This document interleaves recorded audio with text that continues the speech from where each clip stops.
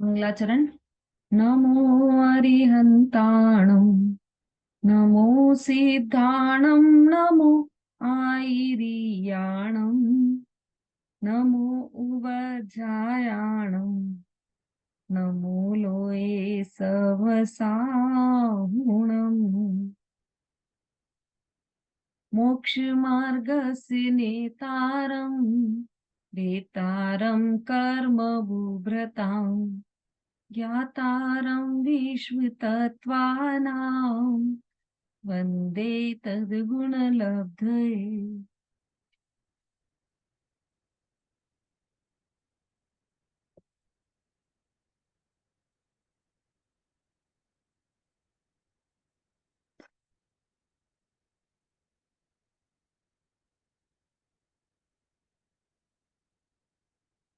वृद्ध पिच्छ उमा स्वामी आचार्य द्वारा रचित तत्वार्थ सूत्र, जिसका अपर नाम मोक्ष शास्त्र भी है, प्रथम अध्याय चल रहा है। हम यहाँ पर देख रहे हैं सम्यक दर्शन आदि रत्नत्रय और सात तत्व, जीवादि जो सात तत्व हैं या नौ तत्व हैं, उनको जानने का उपाय क्या है, यह हम यहाँ पर इस पर चर्चा कर रहे हैं अभी। हाँ जी, सर्वप्रथम सूत्र जिन्होंने याद किए हैं वो सूत्र का वांचन करें।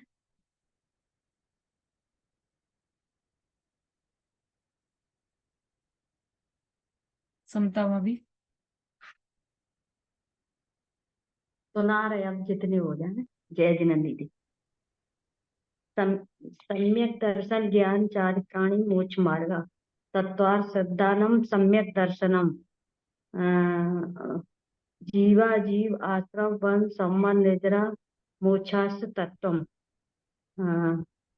मोक्षाश तत्वम तन्न सर्गा दधि गमाद्वा प्रमाण नए दधि गमा। थोड़ी थोड़ी याद है। हाँ, पर थोड़ा और स्पष्ट उसके वो भी मतलब याद करना पड़ेंगे आपको, उसका वांचन स्पष्ट हो, सूत्र का वांचन स्पष्ट हो। एक बार फिर से बोलिए आप।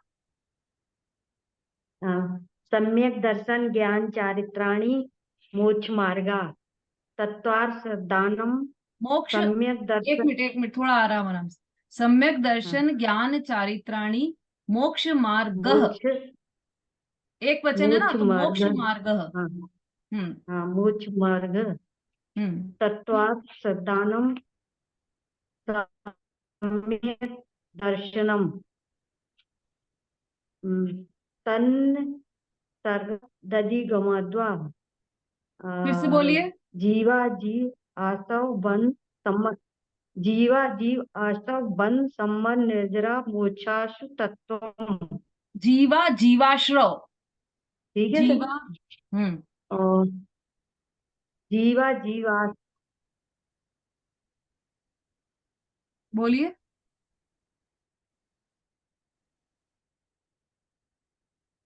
आवाज आ रही है सबको? जीवा जीवा आश्रव वन सम्मत।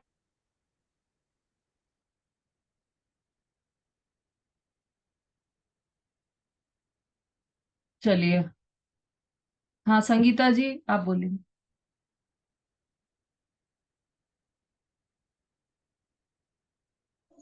जय जिनेन्द्र दीदी। सम्यक दर्शन ज्ञान चारित्राणि मोक्ष मार्गा तत्वार्थ सिद्धानम सम्यक दर्शनम तन्निसर्गादधिगमाद्वा जीवा जीवाश्रव बंध सम्मर निर्जरा मोक्षास तत्वम नाम स्थापना द्रव्य भावतस कन्यासा प्रमाण नय रधिगमा निर्देश स्वामी साधनाधिकरण स्थिति विधानत इतना ही। बहुत अच्छा।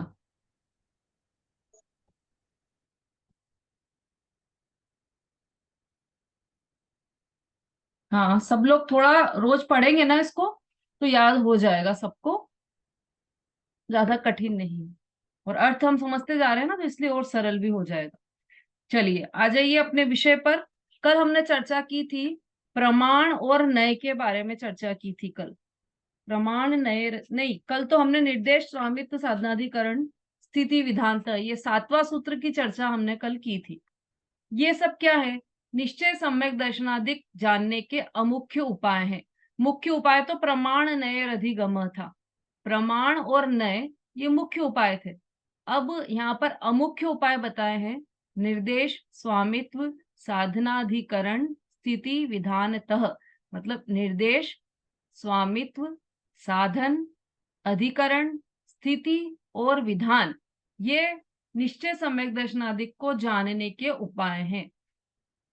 अब हमने कल इसकी चर्चा काफी देर तक की थी और मैंने आप लोगों से बोला भी था कि कल मैं इसके बारे में प्रश्न पूछूंगी, तो आप लोग सब तैयार होंगे उत्तर देने के लिए?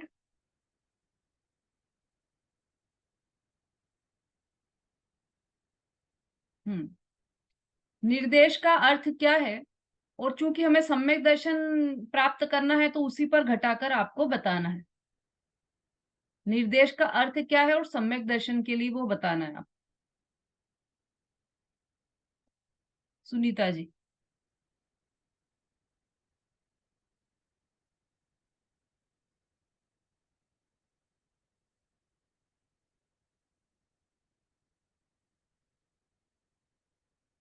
हाँ सुनीता जी, हैंड रेस किया है आपने? हाँ, हाँ। जय जिनेन्द्र दीदी। हाँ, वस्तु के स्वरूप के कथन को निर्देश कहती है। और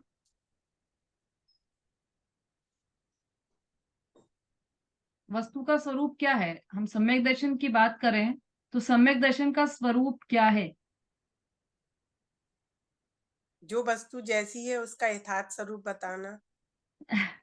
वो ठीक है, लेकिन हम तो सम्यक दर्शन की बात कर रहे हैं ना अभी। जो वस्तु वाली तो बात ही नहीं है, वस्तु तो हमारे सामने है। सम्यक दर्शन, उसका स्वरूप क्या है? जैसे जीवाई 7 तत्वों का यथार्थ सिद्धांत, जिस उसका स्वरूप निःशुद्धात्मा का प्रभास करना है, प्रतीति करना। नहीं, आपने पहले सही बोला था।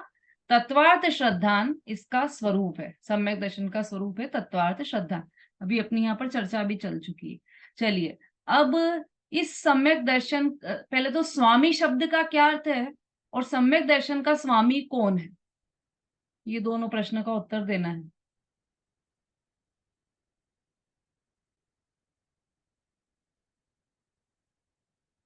मंजू जी।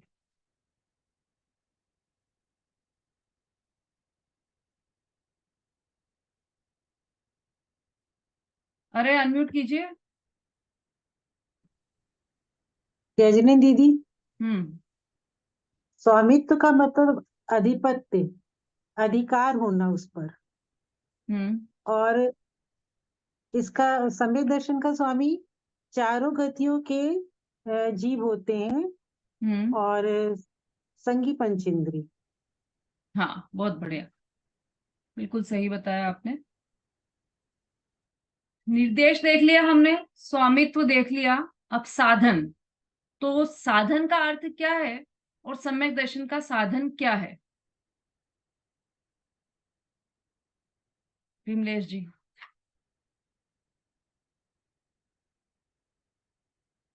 हाँ दीदी, जय जिन दीदी। हम्म। दीदी वैसे मैंने आपकी तो सुना नहीं 2 दिन से क्लास, मैं आज ही अटेंड करी 2 दिन बाद। लेकिन वस्तु के उत्पत्ति का जो साधन है उसको कहते हैं दीदी साधन। जैसे मतलब सम्यक दर्शन है ना, मतलब कुछ अंतरंग कारण है जानने के सम्यक दर्शन को, कुछ बाह्य कारण होते हैं जानने के, साधन होते हैं।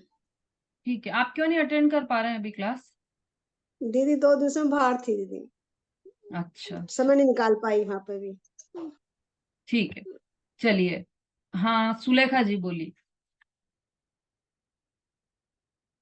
हाँ जयजनी दीदी, साधन जिससे वस्तु की उत्पत्ति होती है उस कारण को साधन कहते हैं। और साधन के 2 भेद हैं, एक तो अंतरंग है और एक बहिरंग है। अंतरंग है शुद्धात्मा त्रिकाली ज्ञायक भाव, ये अंतरंग है। और वायु में है जो त्रिंज गति मनुष्य गति की जो जाति स्मरण होता है, धर्म स्मरण होता है, जिनमें दर्शन, ये बाह्य कारण है। हम्म। और चारों गतियों में है मतलब दीदी। हाँ तो बताइए देवगति, चारों देवगति में। में 1 से लेकर 11 सुरग तक तो जाति स्मरण है, और धर्म श्रवण, जिन बिंब, कल्याणक दर्शन, देर हम्म। विद्धि दर्शन है। और 12 सुरग से लेके 16 सुरग तक जाति स्मरण है, धर्म श्रवण, जिन कल्याणक दर्शन। हम्म। और 9वें ग्रेक में जाति स्मरण है, धर्म श्रवण है। और नरक गति में जाति स्मरण, तीसरे नरक तक तो जाति स्मरण है और धर्म श्रवण और दुखानुभव निमित्त होता है। हम्म। और और चौथे से 7वें नरक तक जाति स्मरण, दुखानुभव ये निमित्त होता है। ठीक है, बिल्कुल सही बताया आपने। अब कोई ऐसा भी है जिसको ये सब याद हो, वो मन से जो बोल सके पूरा, किस गति में क्या साधन रहता है सम्यक दर्शन उत्पन्न होने का, जो बिना देखे बिना पढ़े बोल दे? कोई भी नहीं है?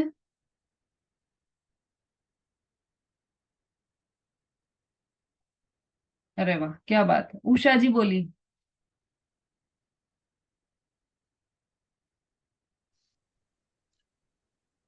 दीदी मनुष्य गति से तिरंज गति में से लेकर ये धर्म श्रवण, जाति स्मरण और धर्म श्रवण, जाति स्मरण और ये देव दर्शन, दर्शन जिन बिंब का दर्शन होता है, और ये तीनों होता है इसमें। और किसमें, उसके कौन बाद सी आता गति है में? ये तीन कौन सी ये गति में होते हैं?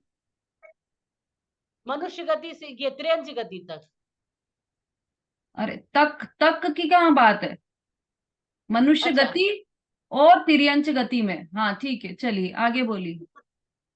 ये और 12वें से 16वें स्वर्ग, 12वें से 16वें स्वर्ग में ये आएगा, नहीं 12वें स्वर्ग से ऊपर तक में आएगा ये धर्म श्रवण, जाति स्मरण और ये जिन कल्याणक दर्शन और देव रिद्धि का ये रिद्धियों के दर्शन।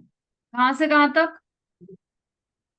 ये 12वें स्वर्ग से ऊपर तक जो है।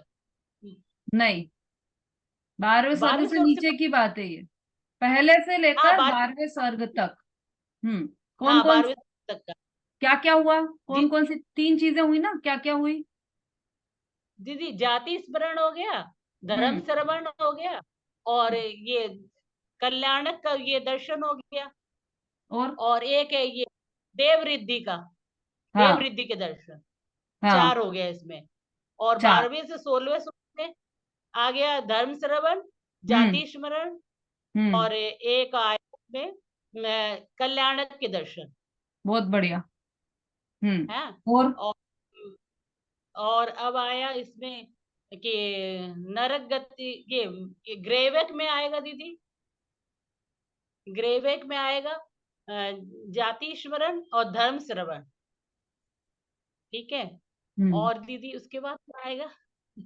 बस अब उसके नरक बाद गति पर आ जाओ। गति, हाँ नरक गति में आएगा ये जाति स्मरण और धर्म श्रवण 1 से 3 में, जाति स्मरण, धर्म श्रवण और एक ये आएगा उसमें जाति स्मरण, धर्म श्रवण और एक और दीदी इसमें आएगा, एक और आएगा दीदी, भूल रही हूँ जरा। दुखानुभव, दुखानुभव। हाँ दुखानुभव।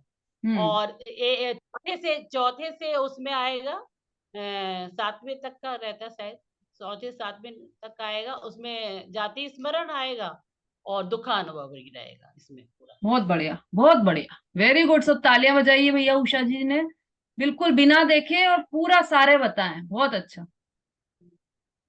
अच्छा, और भी हैं, हैंड रेज हो रहे हैं, और जो वीडियो पर है उनसे पूछ लेते हैं। हाँ मंजू जी बोलिए, बिना देखे बोलना है बस। जी दीदी, हम्म। मनुष्य गति और त्रियंच गति में जाति स्मरण, धर्म श्रवण और जिन बिंब दर्शन। हम्म। फिर 16वें स्वर्ग से नीचे 12वें स्वर्ग से नीचे के जाति स्मरण, धर्म श्रवण और जिन कल्याणक दर्शन और देव रिद्धि दर्शन। फिर 12वें से ऊपर के स्वर्गों में 16वें स्वर्ग तक जाति स्मरण और जिन कल्याणक दर्शन और जाति स्मरण, धर्म श्रवण और जिन कल्याणक दर्शन, ये 3 आएंगे इसमें।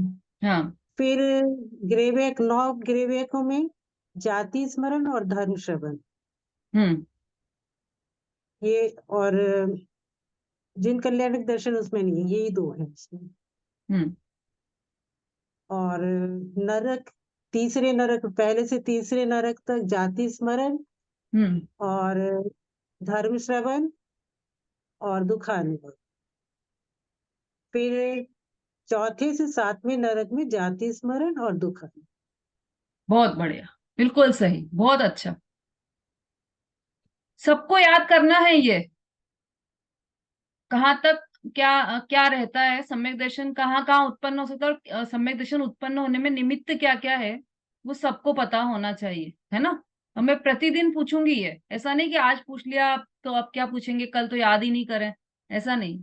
मैं कभी भी किसी भी दिन किसी से भी पूछ सकती हूँ, तो सबको याद होना चाहिए। लिख लीजिए, मतलब लिखा हुआ जो है ना आपके पास, उसमें से याद कर सकते हैं आप। इसमें एक एक चीज छोड़ते जाना है। जैसे ये सबसे सरल तरीका इसको याद करने का है, सबसे पहले मनुष्य गति और तिर्यंच गति ले लो, तो इसमें 3 चीजें होंगी मनुष्य गति और तिर्यंच गति में: धर्म श्रवण, जिनबिंब दर्शन और एक और कौन सा?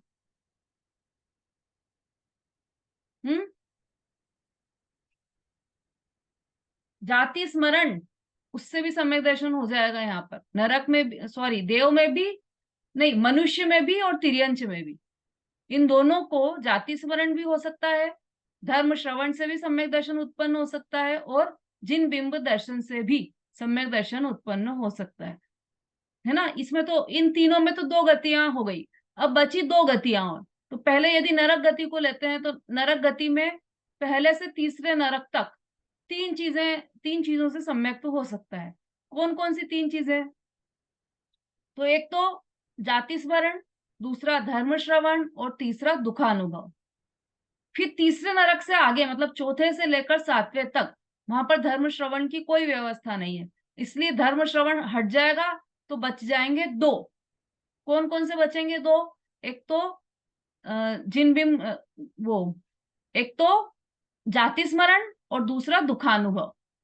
दुख का अनुभव होता है ना, दुख के कारण भी सम्यक की उत्पत्ति हो जाती है, तो ये 2 कारण बच जाते हैं बाकी के नरक में। 3 गतियां हो गई। अब लास्ट गति बची है देव गति। तो देव गति में सबसे पहले से लेकर 12वें स्वर्ग तक क्या क्या होगा? पहले से लेकर 12वें स्वर्ग तक, हाँ बोलिए, चलो किसको याद है? हाँ अंजू जी, आपने हैंड रेस किया है, बोलिए।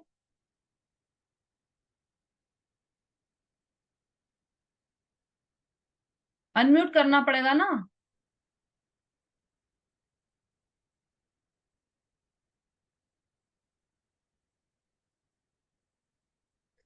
जय जिनेन्द्र दीदी। हाँ, हाँ अभी आपने क्या पूछा मैंने सुन नहीं पाया, फिर से पूछ लीजिए। एक बार और पूछिए। सुन नहीं पाया। चलिए कोई बात नहीं, सुषमा जी बोलिए। नहीं, आप सुन क्वेश्चन। जयजनीन दीदी, जाति स्मरण, धर्म श्रवण, जिन कल्याणक दर्शन और देव रिद्धि दर्शन, ये तो होंगे 1 से 12 तक के हाँ, मतलब स्वर्ग में। हाँ बिल्कुल। और देखो आप 12 सब से ध्यान से सुनना, 1 मिनट, सब ध्यान से सुनना। पहले से लेकर 12वें तक में 4 चीजें बताई। कौन कौन सी? पहले तो जाति स्मरण, दूसरा धर्म श्रवण, हाँ, तीसरा जाति स्मरण, जिन कल्याणक दर्शन और देव रिद्धि दर्शन। ये 4 चीजें, जाति स्मरण, धर्म श्रवण, जिन कल्याणक मतलब पंच कल्याणक वाले, जिन कल्याणक दर्शन और देव रिद्धि दर्शन, ये 4 कारणों से सम्यक तो उत्पन्न हो सकता है। और इसके आगे के स्वर्ग में, मतलब 12वें स्वर्ग से आगे 12 से लेके 16 के स्वर्ग में ये जाति स्मरण, धर्म श्रवण और जिन कल्याणक दर्शन, इन तीन से ही सम्यक दर्शन होगा।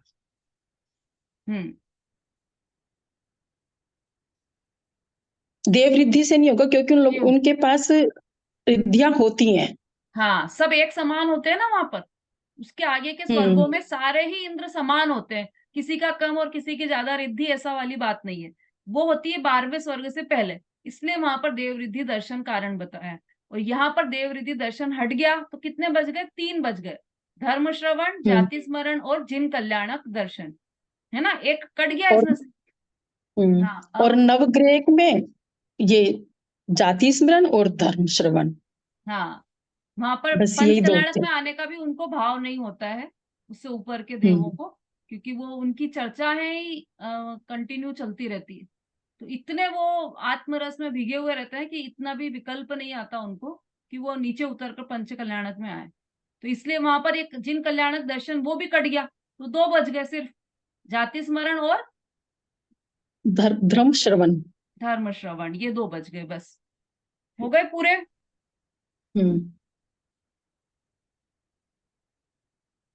है ना, 3 बार रिपीट कर लिए अपन ने, तो सबको याद हो जाना चाहिए अब। हाँ रेणु जी बोलिए।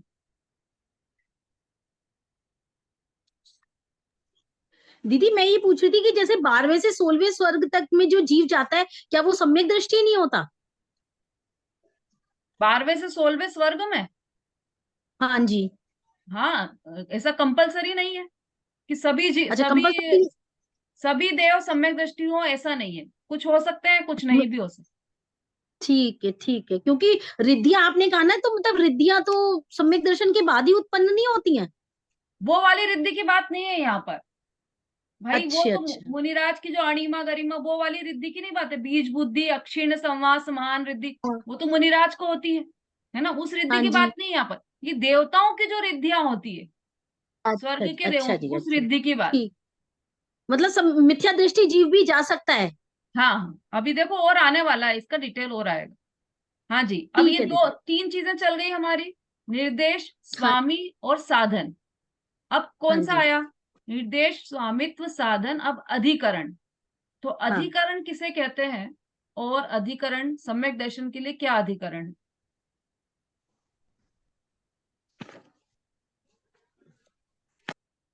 शोभा जी। दीदी जी जय जी ने दीदी मैं ये पूछ रही थी कि जैसे स्वर्ग में भी देवता लोग जैसे नंदीश्वर दीप इधर के दर्शन करने जाते हैं, तो इसमें जिन बिंब का दर्शन के लिए नहीं है क्या? हाँ, जिन बिंब इसमें जिन दर्शन का बिंब दर्शन का नहीं दिया है। उनको जिन बिंब दर्शन से सम्यक की उत्पत्ति नहीं हो सकती। वो तो साक्षात समूह शरण में जाएंगे ना, पहली बात तो। मतलब जाते हाँ हैं दर्शन करने वहां भी, लेकिन उनके लिए साक्षात भगवान है, तो वो वहां से ही सम्यक दर्शन होगा ना उनको, पंच कल्याणक आदि के द्वारा। अभी इसमें सब पूरा मतलब डिटेल आने वाला है। हाँ, मैंने क्या प्रश्न पूछा? अधिकरण किसे कहते अधिकरण। हैं, और अधिकरण वस्तु के सम्यक्त्व का अधिकरण क्या है? आंचल जी।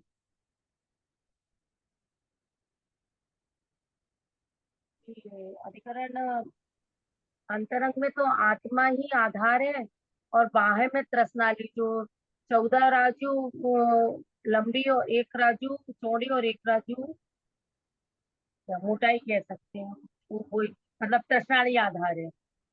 हाँ, बस इसमें दोनों चीजें याद रखने योग्य है। वास्तव में तो सभी जीव मात्र इसका आधार है ना, मात्रा आधार है। जीव कहें या आत्मा कहें एक ही बात है। और बाहर में त्रस नाली इसका आधार है। मतलब लोकाकाश के मध्य में बीच में जो 14 राजू ऊंची त्रस नाली रहती है ना, लोक का आपने चित्र देखा हो तो ऐसा रहता है, उसके बीचों बीच में त्रस नाली रहती है। उसमें ही त्रस जीव उत्पन्न हो सकते हैं, उसके आसपास तो त्रस जीव उत्पन्न नहीं हो सकते। तो अपन ने तो पहली ही शर्त देखी थी कि त्रस जीव होना चाहिए ना। देखो अपन ने किसमें, स्वामी में देखा था। स्वामी में हाँ। हमने 3 बातें देखी थी। कौन सम्यक दर्शन के स्वामी हो सकते हैं? चारों गति के संगी पंचेंद्रिय जीव, संगी पंचेंद्रिय भव्य जीव।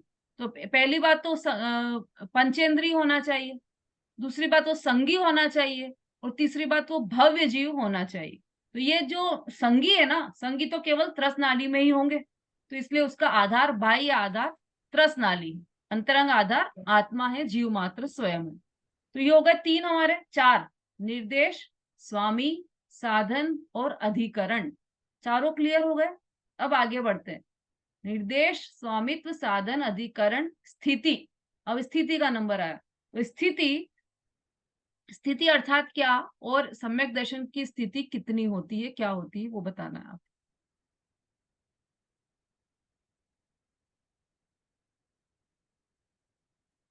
अर्चना जी। जितने काल वस्तु रहे वह उसकी स्थिति है। जितने काल वस्तु रहे उस काल उसकी स्थिति है। तीनों प्रकार के सम्यक दर्शन को जघन से जघन स्थिति अंतर मुहूर्त की है। जघन से जघन की अंतर मुहूर्त की है। औपसमिक सम्यक दर्शन की उत्कृष्ट स्थिति भी अंतर मुहूर्त की है। क्षयोपसमिक सम्यक दर्शन को उत्कृष्ट स्थिति 66 सागर को, और छायक सम्यक दर्शन के साधी अनंत, तथा संसार में रहने की अपेक्षा उसकी उत्कृष्ट स्थिति 33 सागर तथा अंतर मुहूर्त सहित 8 वर्ष कम 2 कोड़ी पूर्व है। संसार में रहने की अपेक्षा मतलब संसार में रहने की अपेक्षा मतलब उसकी उत्कृष्ट स्थिति संसार उसमें रहेगा ना, स्वर्ग में। कहाँ दीदी? नहीं, स्वर्ग में रहेगा तो फिर मोक्ष कैसे जाएगा स्वर्ग से? नहीं, मतलब सम्यक दर्शन साधी अनंत संसार में रहने की अपेक्षा उसकी उत्कृष्ट स्थिति 33 सागर है। सागरों की आयु तो स्वर्ग में ही होती है, वहीं पे करेगा ना वो सम्यक दर्शन। सम्यक दर्शन वहीं कर लिया, फिर उसके बाद मोक्ष जाने के लिए तो मनुष्य गति में आना पड़ेगा ना। हाँ, तब तो मनुष्य गति में आना पड़ेगा उसे। तो फिर अंतर मुहूर्त हो जाएगी फिर उसकी। अंतर मुहूर्त हो जाएगी, तो फिर उत्कृष्ट स्थिति हाँ, लिखी क्यों? हाँ, उत्कृष्ट स्थिति 33 साल तथा अंतर मुहूर्त से 8 वर्ष कम 2 कोड़ी पूर्व है। देख के बताया लिखा था जो। ठीक है, ठीक है। देखो, इसको थोड़ा सा समझ लेते हैं अपन, शायद कल ये अपन पूरा समझ नहीं पाए थे। स्थिति मतलब काल, है ना। अभी तक हमने क्या क्या देखा, ध्यान से सुनना सब, फिर वापस रिपीट नहीं करूंगी मैं इसको। अभी तक हमने क्या क्या देखा, निर्देश, स्वामी, साधन, अधिकरण, ये चारों चीजें हमको बिल्कुल क्लियर समझ में आ गई। अब स्थिति की बात चल रही है, तो स्थिति अर्थात काल, तो उसका काल क्या है। अब हम किसकी बात कर रहे हैं, सम्यक दर्शन की बात कर रहे हैं निशा जी, सम्यक दर्शन की बात कर रहे हैं हम। तो सम्यक दर्शन 3 प्रकार के, औपशमिक सम्यक दर्शन, छायोपशमिक सम्यक दर्शन और छायिक सम्यक दर्शन, 3 प्रकार के सम्यक दर्शन होते हैं। रेखा जी भिंड, सम्यक दर्शन कितने प्रकार के हैं?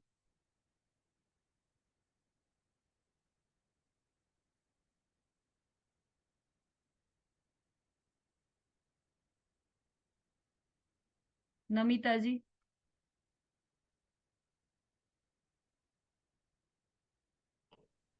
3 प्रकार के हैं, औपशमिक, क्षयोपशमिक, क्षयिक सम्यक।